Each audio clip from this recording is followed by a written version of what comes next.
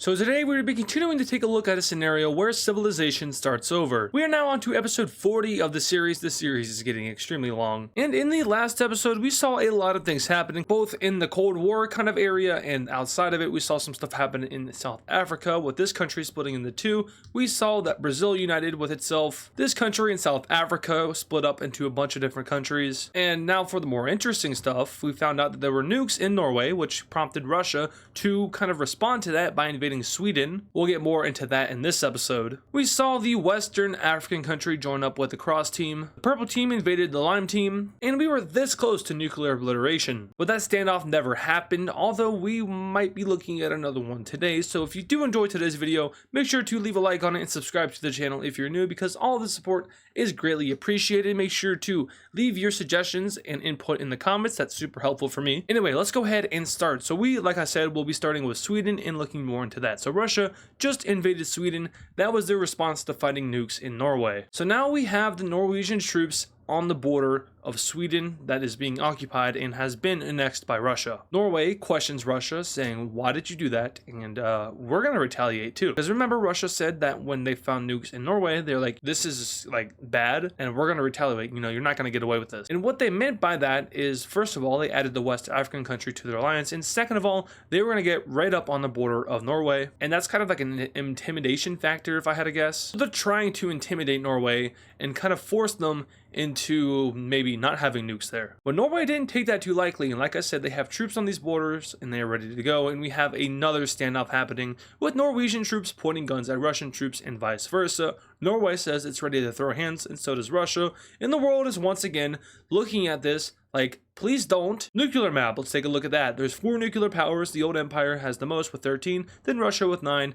and then the brown team with 4, and China with only 1. But hey, you know, these 2 nukes, 22 of them, that might be enough to really do some damage. There's about 3, maybe 4 nukes in Norway. Who knows where Russia has their nukes at? The world will once again cause for a, a seizement of this, like, hey, stop. And slowly but surely over time, both forces will back down, and this will once again kind of mellow out and everything will go back to normal. Now, when I say normal, I don't mean like there's no tensions, because tensions are still very high. They're boiling over, but not to the point where there's going to be nuclear war. That was kind of our second Cuban Missile Crisis. The first one was a lot worse because the old empire was directly involved with it. It was between number 1 and number 3. This one was between number 3 and number 15 or something. Maybe number 10. So it was slightly less serious, but it was still serious enough to where, you know, a lot of people would die. But another thing that we talked about in the last episode was the mass production of nuclear weapons happening.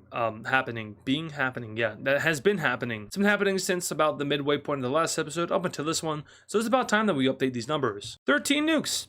That's a joke. They now have 28 nuclear bombs in their arsenal. Now, what about Russia? They have 9. 27 nuclear bombs in their arsenal. Well, they've added 3, so they're now at 7. And as for China, they were now at 8. So China has surpassed the brown team in terms of nuclear bombs. And there are a total of 70 nuclear weapons in the world that are deployable and can be used in a war. That's kind of terrifying. I'm not sure what the exact number is needed to end the world. Let's actually look it up real quick. How many nuclear bombs would it take to end the world? 400. So, you know, we're a little under a quarter of the way there. Here are updated nuclear weapons, but I think we need to go a little bit more into detail because, you know, the old empire has 28 nukes. But how many of them are actually in the old empire? Let's see where they have them across the map. So they have 28 nukes. That's their total. However, they have 5 that are on foreign grounds. 4 of them are in Norway. 1 of them is in Iberia. All right, now what about Russia? Well, we need to actually talk about Russia first, because guess who just discovered that there were nuclear bombs in West Africa? The old empire did. Well, actually, no, it wasn't. It was Iberia. Iberia sent a couple of spies into West Africa, you know, normal Cold War stuff. And those spies are now dead. However, they're not dead before sending the intel over that there were approximately 5 nuclear bombs stationed in West Africa. Now, why would there be 5 nuclear bombs there? Well, the square team has 1 ally here. And then, of course, you have the Farmers Union and then the old empire over here. And you have Norway up here. So, you know, having them in Africa gives you a lot of options. You can go up there, over here, over there. And you can even go over here if you have enough gas. But that's a pretty good staging ground. So, yes, Russia has 5 nuclear bombs here. So we'll go ahead and put the 5 right next to the West African capital. And the 5 right next to Russia's 27. The brown team, they don't have nukes stationed anywhere else but their own territory. And the same thing for China. But now things, like I said, got a little bit more interesting. And to be honest with you, this would probably lead lead to the old empire putting more nukes in Iberia, but for now they're kind of chilling because, hey, you know, Russia's kind of catching up to us in terms of nuclear numbers. They have one less than us. But the old empire is increasingly mad about the nukes that they just found in West Africa because they now have discovered that they were there before they joined the cross team. So Russia was putting things in the West African country before they were even their ally, which says a lot. It tells them that they were working together since before joining that alliance, obviously, but it also might tell them that Russia was aiding the West African country during the African Union Civil War. Now, if that's the case, the old empire might be in trouble because we saw West Africa absolutely handle the African Union, which is now the Mediterranean country. So maybe Russia is a little bit stronger than the old empire had thought. I mean, they are ranked number 3 in terms of military, so it's not too surprising, but they might be number 2. Maybe they'd give them a run for their money for number 1. Anyway, with all this catastrophe happening around them, the brown team wants to make a move. They feel like they're kind of out of speed and not up to date with the whole world. You know, they used to be number 1 in the world, so they are feeling kind of left out. So what are they going to do? They're going to invade a country. And what country are they going to invade? They're going to invade this tiny little Swiss country right here. I'm not even going to like color it in. You know how this would end. But the brown team takes out the Swiss country, and the world is like, really need to do that? You know, these guys have been here for a little bit. They haven't really done anything. I don't think they've even said anything on the international stage. So why are we invading tiny little countries? And the world is just looking at the brown team like, bro, you're not really showing off your power there. You just killed a bunch of like villagers or something like that. You're not that guy, pal. The brown team's embarrassed, and they probably won't do anything like that ever again. If they want to show off, they'd probably have to go to war with a country like France, or maybe they would have to invade the UK, or that's really all their options. I guess you can go after these guys, but they were your ally not too long ago, so I don't think you can do that. You can also technically go after the red country. They used to be a part of you, but I'm not too sure how everyone would react to that, so maybe don't do that. But now we head over to the Pacific region, where Japan is going to throw hands with itself. Now remember, a few episodes ago here, there was a little bit of killing going on. You know, Japan attacks itself with the help of Japan. And these guys were going to go ahead and gear up for war with each other, and that time has come. So Japan declares war on Japan, and the invasion starts with the blue Japan going after the south, and the white country, with the white Japan going after the south, or the north of the south. Yes, terms. This war is pretty equal. In fact, these countries are like right next to each other in terms of rankings, so it's fairly unsurprising that it's going back and forth as such. But eventually the blue team will start to get the upper hand and push back against the white team. The white team will push back over here in this section of the blue country, while the blue team pushes up over here and back into the front line. It's back and forth, but eventually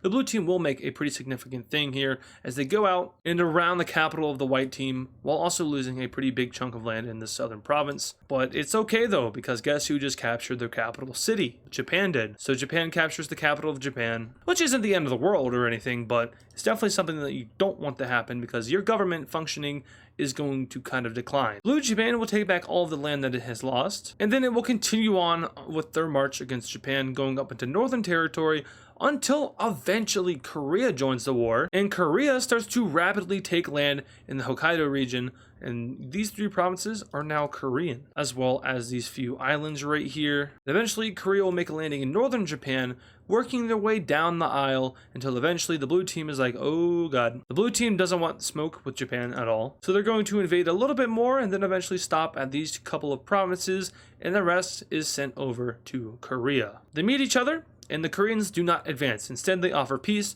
and the blue team, the Koreans, and the white team will all sit down at the peace conference to figure out what they want to do next. And this is what they end up doing next. So Japan is split into 2, like it already was, but now the Koreans are here. The blue team should have and could have gotten a lot more land. However, in an agreement with Korea, they offered up this deal to where they are going to get less land, meaning that Korea gets it instead, in exchange for Korea not invading them. Korea agrees with this because it really wasn't in their agenda to invade southern Japan, at least not right now. So Korea's okay with that, they make the agreement, and that is that. It's been years since Korea initially had left the continent, but they're back. Not continent, island. or should I say archipelago. And the last time they left, it was unified for a little bit and then it fractured, and it hasn't been unified since, but this is as close to as it has gotten to being unified since Korea fully owned it. So that's something to watch. But for now, the blue team is the only Japanese country, and Korea has a little bit of land on the Isles. But now something just happened over here in Central Africa. Another country has collapsed, and this time it is the yellow team right here in the middle. For multiple reasons, including political instability, a pretty bad job of being divided up by colonial powers, and just a bunch of other economical issues, this country's government has collapsed, and the surrounding countries are going to have a field day going after it, but not before the old empire steps in like, hey, we're gonna take all this for ourselves. So the old empire basically sends its armies into Central Africa before anyone else can, and they're like, this is what we're actually going to do. We're going to partition this up fairly and freely amongst each other, but I get a little bit more land than everyone else. The Africans, of course, have to kind of agree to this because it's the old empire. What are you going to do? Like, they're gonna beat you up if you say no. But also a lot of countries are kind of like, what is this guy doing? Like, is he trying to be nice?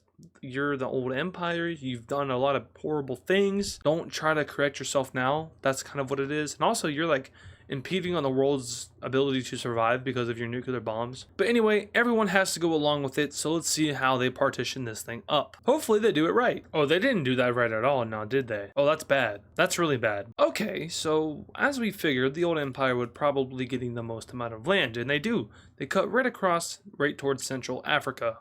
Okay, big deal. The country that is next up to get the most amount of land is the gray team here, and I'm not too sure what the causes and implications of that are. Maybe they're trying to help them economically because they're in such a bad spot. But now we'll go over to the blue team here. They get the next biggest amount of land, and that's probably for a reason. You know, they're aligned with them. Now we see who gets the smallest amount of land.